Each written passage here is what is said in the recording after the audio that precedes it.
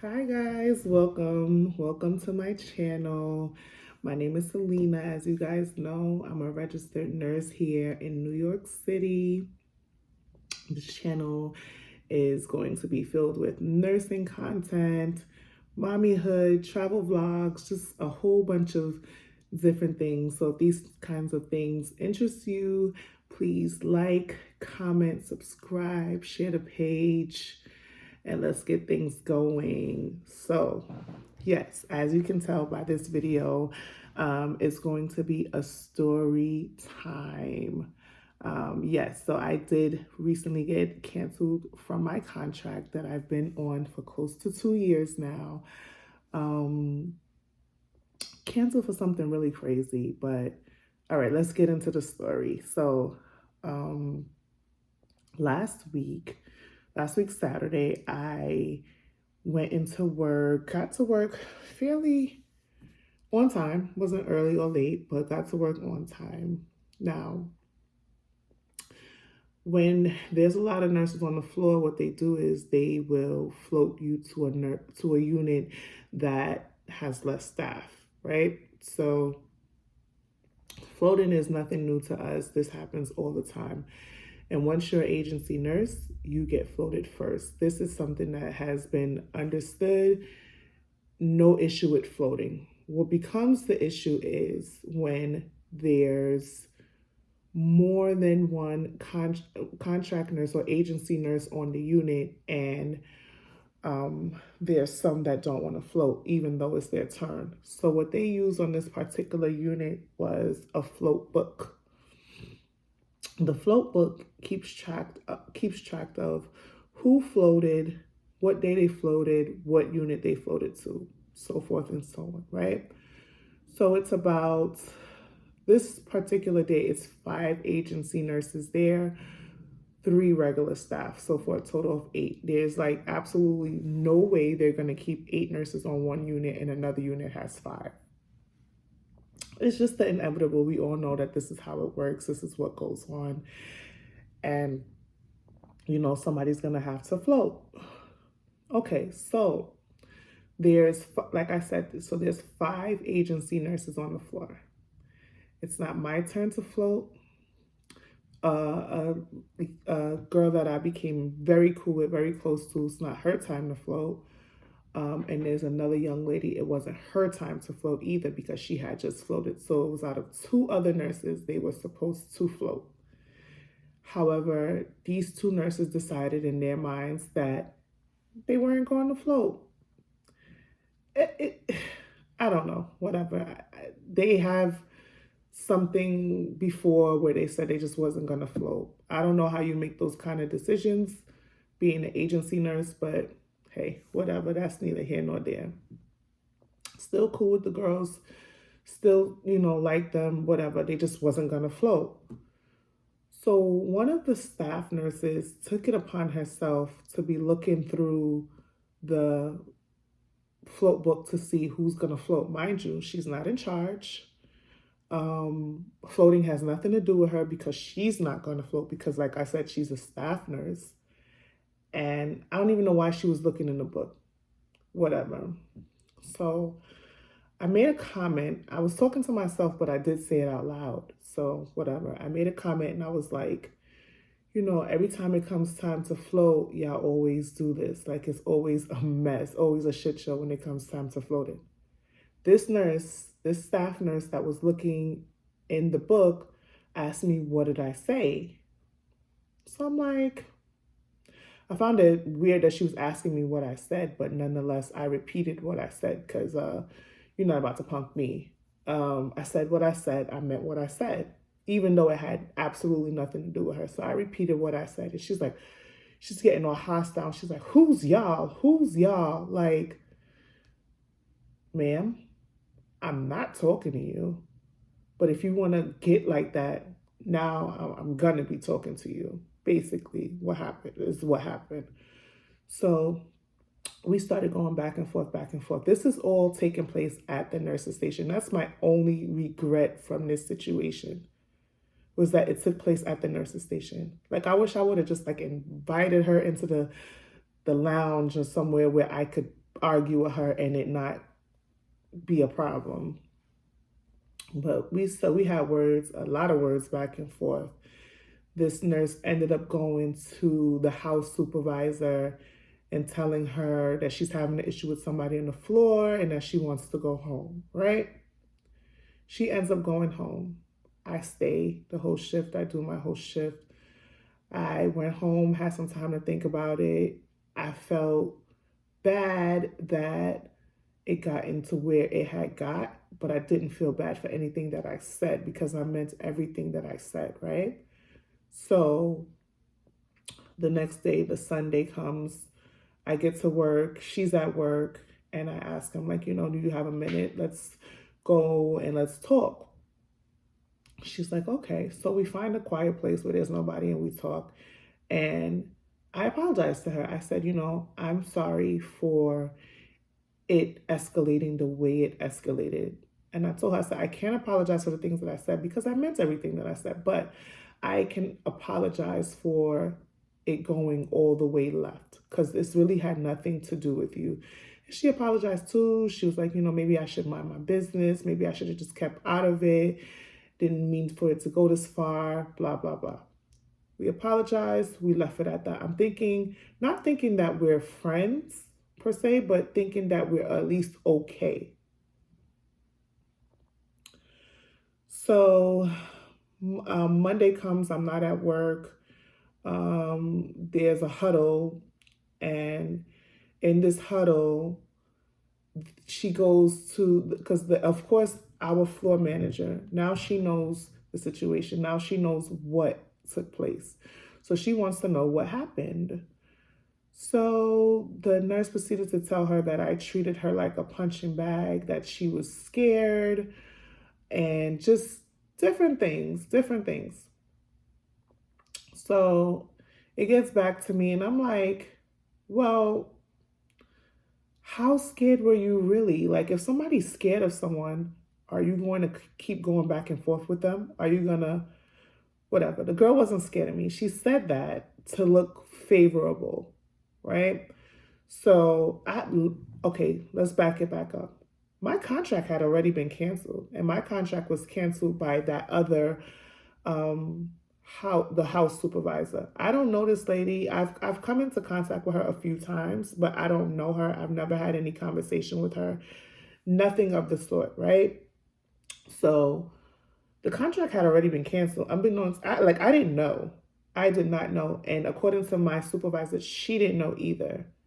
So I was just like, okay, this girl, she made it seem like I was bullying her, and that's what did it. Like they're so-called big on bullying, and yet you see things amongst people all the time. But I guess like when it comes to agency staff, they have a lower tolerance for it because you see things around this hospital all the time. Like it's always drama, it's always a mess, it's always something going on. So I don't know, whatever. I guess because they work there.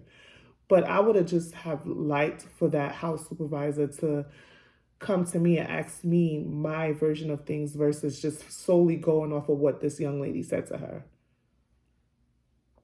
I get it. I'm not staff, I'm agency, but at this point I have been here almost 2 years. I worked throughout the pandemic. I've given y'all a lot of times. There has been times where I worked 5 shifts a week. Granted, yes, I was doing it for my own purposes, but I was there when y'all had nobody, when y'all had nothing. Like, I would have appreciated a conversation. Nonetheless, my supervisor, I'm talking to her, and she's like, well, what happened? Because this girl made you out to be like such a big bully. So I told her exactly what happened, exactly how the conversation took place. And she's like, okay, well, I'm going to try and get you back in. But while she said that, I had little hopes for it because I'm like, I don't want to work with people who are comfortable lying on me. Like I said, we had words back and forth, but I didn't threaten her. I didn't treat her like a punching bag, like how she said. And she definitely was not afraid. Like she had a mouth on her, just like I had one on me. Whatever. So I'm just like, I don't know. And other people that were there could vouch for me and say that, I never threatened her. I said what I had to say, but I did not threaten her. Whatever. So long story short, the contract was canceled, and my manager tried to get it reinstated. However, it couldn't be reinstated. So she has said to me, whenever I see an opening, just keep looking out for openings, because there's always openings, because this hospital always needs people. So she's like, oh, whenever you see an opening, just let your agency know, and then call me, keep in touch with me, and I will never reject you. Like I will take you back in a heartbeat. You're a good nurse. You've done a lot of good things. Really, I haven't had any complaints from patients or anything like that. So, she's like, I'll take you back in a heartbeat. Like, just keep in contact with me, whatever. So I'm like, all right, but I'm just like, I don't even know. It's neither here nor there, whatever. But even though that happened to me, even though the situation happened to me, I always try to see the silver lining in everything. Like, it had been a long time since I wanted to leave anyway. It's just that I had, so many responsibilities that wasn't allowing me to be able to just walk away just yet. So I've been sticking it out. But me getting home after 10 o'clock, even though it's only 3 nights a week, getting home after 10 o'clock, I feel like I'm missing out on so much time with my kids. Like, I have a 16-year-old daughter and a 3-year-old son. So it's like, yes, while the money is good and while the money is needed, there's other things in nursing that I can do to make the same amount of money. So that's just where I am with it. Like, um, I'm currently, I am doing a supervisor role in a rehab. So I have that. And I also have my home care, which I, always do from time to time. But now I'm going to, like, obviously amp it up a bit so that I can keep making the same amount of money that I have grown accustomed to. I'm going to be doing the two jobs. But the good part about that is that they're both regular working hours. Like, I have regular hours. I don't have to be out in the street or at the rehab at 8 o'clock at night, 9 o'clock at night. I don't have to do any of that. Like, I have regular working hours, which allows me to take my kids to school, pick them up, that sort of thing. So I'm good. I'm good. I just have to see the brighter side of things. So it is what it is. I don't really know what else more to say about that. Like, my only downfall, I feel, was I took it too far at the nurse's station with this girl. And also, like, I felt that me and her were cool. And I want to know, like, what was I thinking? Like, why would I think that? Like, these staff nurses really don't give a fuck about agency nurses. A lot of these staff nurses don't. A lot of them are jealous. A lot of them feel that you are working beside them, doing the same work, making triple or, 4 times what they're making. And they be upset. They really be upset. They may not show it, but they be upset. I mean, I probably would be upset too, but I wouldn't, like, make it a point to argue with people because I'm upset about the amount of money that I'm making when I know those same opportunities are available to me. Like, I can get up and go do agency work too and make the same money as this nurse that's beside me. Why am I going to stay somewhere where I am miserable, where I'm unhappy, where I just genuinely don't want to be? Like, this particular nurse is that. Like, she genuinely hates that job. She does not want to be there. And I think her sole purpose that day was to make somebody's life fucking hell. Whatever. I'm over that. Moving on. It is what it is. If I ever do feel the need to go back there, I will reach out to the manager. If not, I won't. I'll go other places. Like, I don't have to go there. Like, I'm good. I'm always gonna be good. Who God blesses, no man can curse. So that's just like that's a small thing to a giant. Like, I don't have to be at that hospital. Like I said, I've been there almost 2 years. I've learned a lot. I've grown a lot. And I'm grateful for the opportunity, but I don't have to be there. And that's the good thing about nursing. You don't have to stay anywhere where you don't want to stay. And that's the reason why I got into nursing. I got into nursing for the stability, and I got into it because I knew that I could hop around. If I don't like something, move on. And, or if I get fired, okay, as long as my license is still intact, I'm good. Excuse me. I've been having this freaking cough for like the last week. It's been crazy. But anyway, I'm sorry. Yeah, so that's just where I am with it. I'm still in school, so my hands are pretty full. I'm still getting married in September, so my hands are full. I can't like keep dwelling on something that happened. It already happened. Don't know why it happened. It is what it is. Maybe that's God's way of telling me to lean in and tap into all those ideas that I have up here in my brain. Maybe that's gonna make me my real money. I don't know, but maybe that's God's way of telling me that. Like, tap in, sis. You have all these ideas. You have all these things planned. Tap into that. Your time here has come and gone. So move on. So that's just where I'm at with it. Like, I'm moving on from that, moving on to bigger, better things.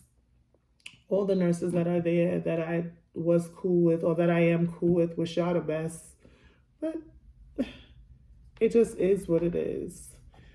So with that being said, I will be doing my supervisor job and my home care job for the time being. Maybe I'll take another contract, just like for 13 weeks though. Nothing for extended time, just, a short period of time and then move on. So yeah, that's just where I'm at with it. I've had some freaking horror stories from this place anyway. Like, not really with nurses, just things in general, patients in general. Maybe I'll do another story time and tell y'all some of the craziest things I've seen there from patients. Like, it just was wild, but it has been an experience that I'm definitely grateful for. And that's that.